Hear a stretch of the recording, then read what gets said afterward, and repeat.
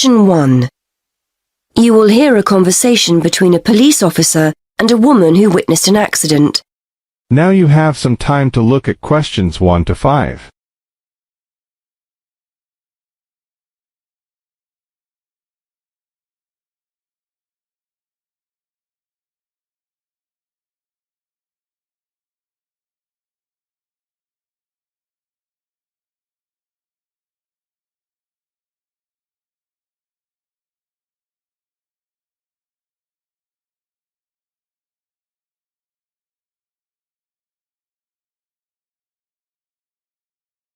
Now listen carefully and answer questions 1 to 5. Hello, madam. I understand you witnessed the accident. Have you got a few minutes to tell me what you saw? Yes, no problem. I don't have to be back at work for a while, so I'm pleased to help. Did you actually see what happened? Yes, I was standing over there near the bus stop. I was on my way to get something for lunch and just happened to be looking at a shop across the road. That's when I saw the red car come out from the junction over there. You don't happen to know what time it occurred, do you? Well, I left work for my lunch break at 1, and it's only about 10 minutes walk away, the office, I mean. So it might have been about 10 past 1. Although I did pop into the shop for something, so it was probably closer to 1:15. So it pulled out of Monk's Road, that's the road over there, straight onto High Street. That's right, yes. Did you get a view of who was in the car? There were 3 of them. 2 in the front, the driver of course, someone in the passenger seat, and there was someone in the back. They were quite young. I doubt if they were much older than 20. Anyway, they came speeding out of the side road over there and hit that lady's bicycle. The driver didn't bother to stop to find out if she was okay. He just drove off along the main road towards the town centre. Is the woman okay? She should be fine. She banged her head when she came off the bike, so we've called for an ambulance. They always like to check you out in case you have concussion. But no, she seems fine. The bike doesn't look too good, though. I don't think she'll be using that again. I suppose she was very lucky, really. If they'd hit her instead of the front wheel, she could have been seriously injured. It looked like they were just in a hurry and didn't want to stop at the junction.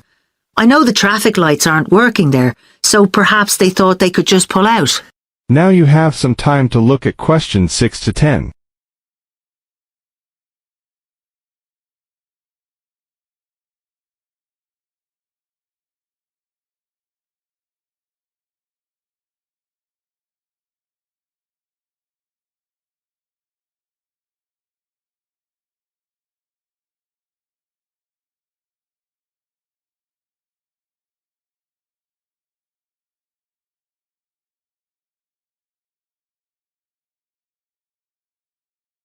Now listen carefully and answer questions 6 to 10.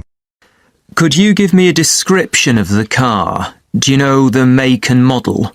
Well, I'm not very good with cars, but I'm pretty sure it was the same model as my husband's car, a Ford Fiesta. It was red, like I said, and quite old, and the door on the driver's side was damaged. It looked like it had been in another accident some time ago. I don't suppose you had a chance to take down the registration number, did you? I did, actually. Let me see. Y48BYW. Will that help you trace them? That's really helpful. It depends. It might be a stolen car, but at least we'll be able to trace the owner. If it wasn't stolen, then yes, we'll be able to find out the name of the driver. Now, would you mind giving me your contact details, just in case we need to get in touch about anything? Of course. What's your name? Mrs. Stansfield. Rita Stansfield. That's Stansfield.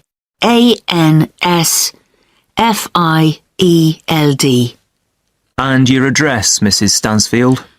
19 Althorpe Road, Bradford. That's ALTHORPE. Have you got a telephone number we can get you on? Yes, it's 0232 566 788. And do you have a mobile number? Yes, 07834 889 772. That's great, Mrs. Stansfield. As I said, we may get in touch if we need any further information, but probably what you've told me is enough. Thanks for your time. No problem. I'm glad to have been of help. That is the end of section 1. You now have half a minute to check your answers.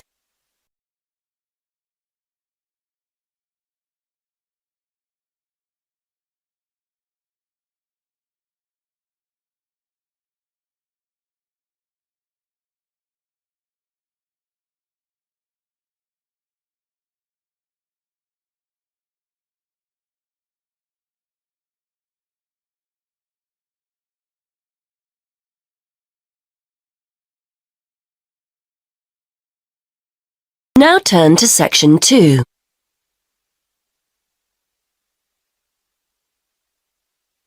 Section 2.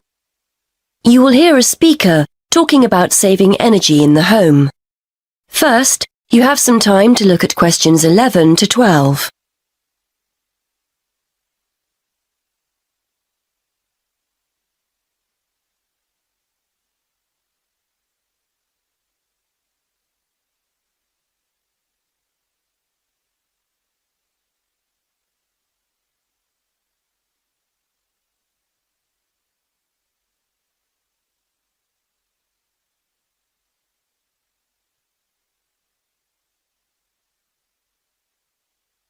Now listen and answer questions 11 to 12. Many thanks for inviting me along to talk about saving energy in the home. This is a key issue for many people who now find themselves on tight budgets. So today I'd like to spend a few minutes going through some simple tips to help keep those energy bills to a minimum. I'll start with some easy, cheap ideas before talking about more major solutions later. I think we're all aware of the importance of insulating our homes, and although I'd advise you to get it done, I appreciate it can sometimes be inconvenient to have building work carried out. And though they're growing in popularity, having solar panels installed on the roof isn't a cheap enough option for many of us to consider seriously. So what other steps can we take? Well, most people will make a point of turning the heating down when temperatures outside rise, but they ignore other equally useful ways of saving energy when they're making dinner or doing their weekly laundry. Before you hear the rest of the talk, you have some time to look at questions 13 to 20.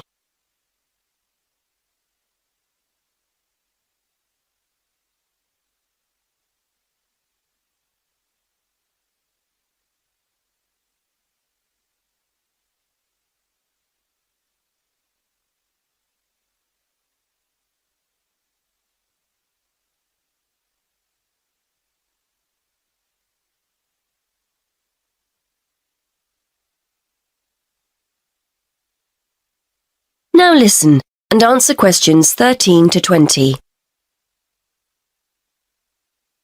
If you're living in a relatively new apartment or house, you're probably blessed with a cosy, draft-free living space. But for those of us in older properties, the chances are there are gaps all over the place where cold air is getting in. Walk around your home and place the back of your hand around window frames. Can you feel cold air coming in from outside? Get down on your knees at the doors. Is there a draft at floor level? Fix these drafts with some cheap draft excluders and savings in heating bills will begin straight away. And are you using the latest energy-saving light bulbs? I'm not recommending you go around your entire property throwing out older ones and replacing them all immediately. But next time a bulb goes, make sure you buy an energy-efficient alternative. And what about heating? If you have radiators in every room, do you need them all switched on throughout the day? If they're on timers, set them efficiently. Then there's the laptop or your TV. Do you leave them switched on overnight or on standby? Don't waste money. Turn them off. And that goes for lights as well. You'd be surprised how many people leave them on when they go out. There are also guaranteed savings to be made in the kitchen. I'm always telling my husband not to overfill the kettle when he makes a cup of tea. Why boil more water than you actually need? When you consider how many times that kettle gets used every day, you'll appreciate just how much electricity can be saved by boiling what you need and no more. And the next time you're cooking pasta or potatoes, keep a lid on the pot. The water will boil much more quickly than if you leave it off. And if you've bought yourself a pressure cooker or steamer and it's sitting in the cupboard never being used, get it out. They're much more efficient than pots and pans. Now, the refrigerator and freezer. If the fridge is next to the cooker, it's having to work harder to stay cold. But as I'm giving cheap, easy solutions here, a kitchen redesign might be out of the question. Still, there are other energy-saving steps you can take. Keep an eye on the temperature control. We often forget to turn it down in the colder winter months when a high setting is unnecessary. Also, remember to defrost the freezer frequently and try not to overfill it, as this isn't the most efficient way of using it. The washing machine is another potential money saver. A lot of people wash at 40 degrees Celsius, but it's often okay to drop the temperature down to 30 degrees Celsius with similar results. And remember to either wash full loads or select the half load program. Again, a surprising number of people forget to do this. And is it really necessary to dry your clothes in a tumble dryer? If you have a garden or a yard, hang them outside. Or if you're drying them inside, get yourself a cheap clothes rail rather than hanging things over radiators, which robs you of valuable heat. Now, let's turn to some of the help our local council is offering to householders to save energy. That is the end of section 2. You now have half a minute to check your answers.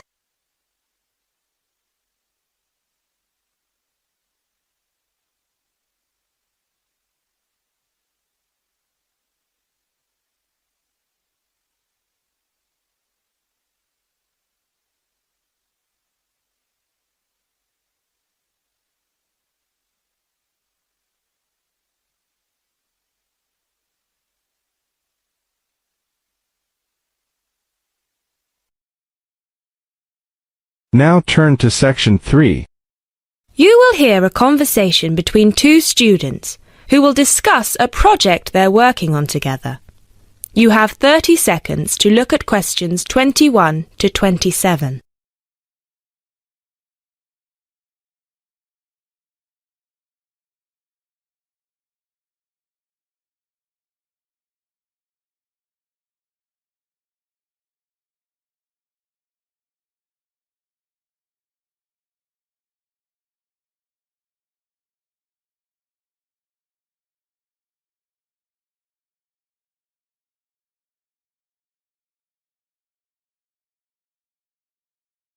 Now listen carefully and answer questions 21 to 27.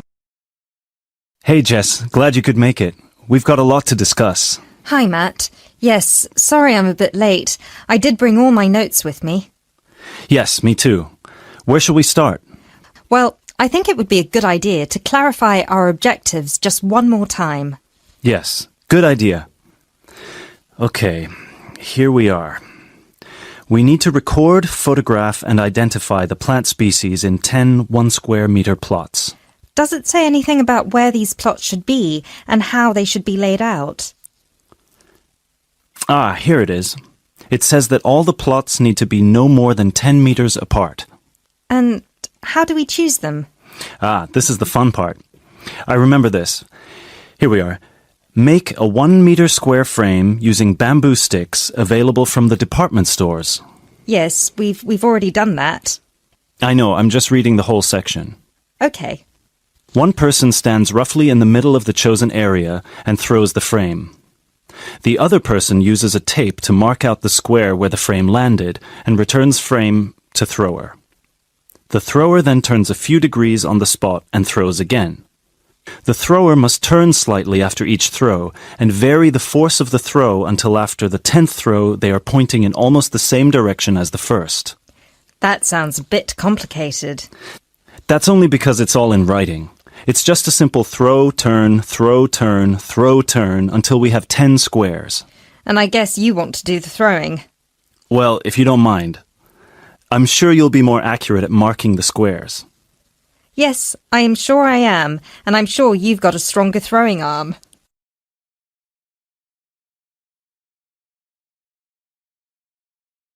You now have 30 seconds to look at questions 28 to 30.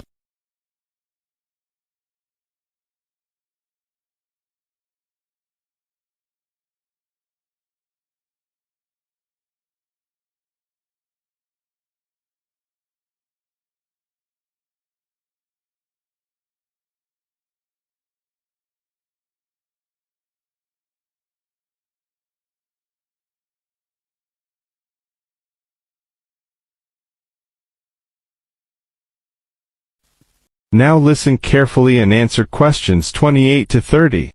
Okay, good. We've got that sorted. Now we need to decide where to go. Yes, I've been thinking about that and I've brought the map. Ah, well done. I forgot mine. Now, I've identified 3 possible locations, but they've all got some disadvantages. Okay, fire away. Well, the area around this lowland marsh could be interesting. There'll be a lot of interesting water plants here. Looks good, but what's the problem? Mainly that it's already a designated nature reserve, and I think there's already been a lot of research done here. Ah, I see. Well, I'd rather do something that's new and can be useful. I agree. That's why I identified this area further west. See, here, behind the beach. Oh yes, I see. That area there, where it's flat, but quite high. Exactly. If you look a bit further inland, you'll see that there are hills which will protect that area from strong north winds. I see. Excellent. But what's the problem? Just that it may not be very interesting. We know that the geology there is not conducive to a wide variety of plants. I agree. So what's your last idea? Well, I think this one is a bit of a winner, although I did want to show you the other 2. Look up here, on the north coast. Where? See this bay? Well, I know that there's been quite a lot of studies done here, but a bit further to the east, behind this headland. No one has ever looked at that. Well, I certainly couldn't see any studies. That is interesting. And the plant life could be a bit different because of the shelter from the wind the headland provides. Exactly. Brilliant, Jessica. That's a great idea. We'll go there. Thanks. Now all we have to decide is when is a good time. Well... That is the end of section 3. You now have half a minute to check your answer.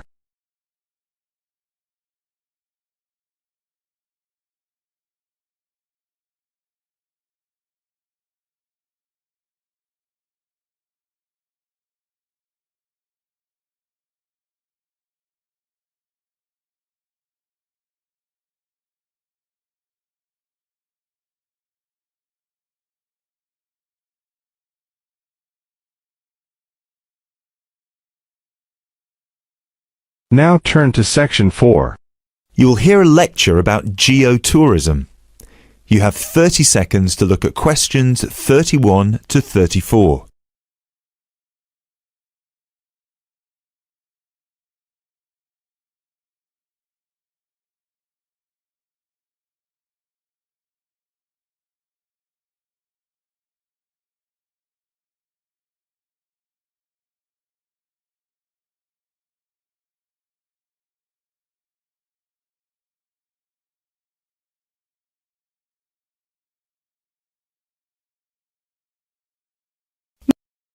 Now listen carefully and answer questions 31 to 34. Now, I'd like to move on to talk about something called geotourism. Geotourism is very basically leveraging the benefits of tourism for local communities. I would just like to give you a couple of statistics which are very illustrative of the current situation with regard to young travellers and international tourism. Firstly, tourism has an impact on more people worldwide than any other industry. Indeed, it has an impact on 1 in every 2 people, either directly or indirectly. The second statistic is that in global tourism, there is a 97% economic leakage. This means that if you spend £100 on going on holiday, normally only £3 of that money will actually reach the people who are giving you the services and the accommodation, for example, in the destination. If you put these two figures together, you can understand why some of the regions of the world which have very high levels of tourism still have very high levels of poverty and huge developmental challenges. These countries have this massive industry demanding a huge number of services, but they are not seeing a fair reward for these services. Geotourism is about changing this.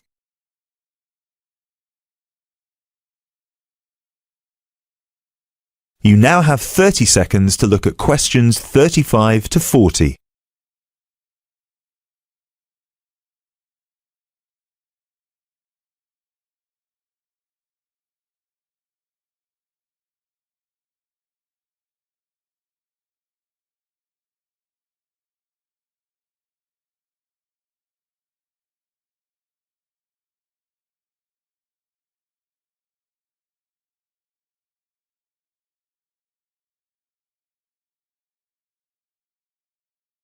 Now listen carefully and answer questions 35 to 40. Projects are now being developed with financial organisations such as the World Bank. One of these involves developing a technology platform which is bringing grassroots travel products such as hotels, locally owned hotels, not global chains, very locally owned tour operators to the international travel market, therefore avoiding the middlemen. These middlemen often cut them out of the market completely or just make their business unsustainable. Another way that geotourism can be promoted is through the niche travel market of volunteering. These days, a significant number of older teenagers want to spend a gap year, either between school and university or university and employment. Often, these people want to spend some or all of their year volunteering, but they either don't have the money or don't feel inclined to pay the main volunteering organisation businesses the fee they require, which can be as high as £3,500. What they are looking for is an organisation who can connect them with people on the ground, who can suggest worthwhile local projects. So, this is a real win-win scenario. The organisers charge a small flat fee, which then goes to the local contact. Thus, the local contact gets a very good commission just for one customer. The customer is also saving a large amount of money and time, both of which they can give to the projects they end up working on. There is still quite a long way to go before poverty in the most popular of tourist areas is eradicated, but a focus on this type of geotourism could provide an answer. That is end of section. You now have half a minute to check your answers.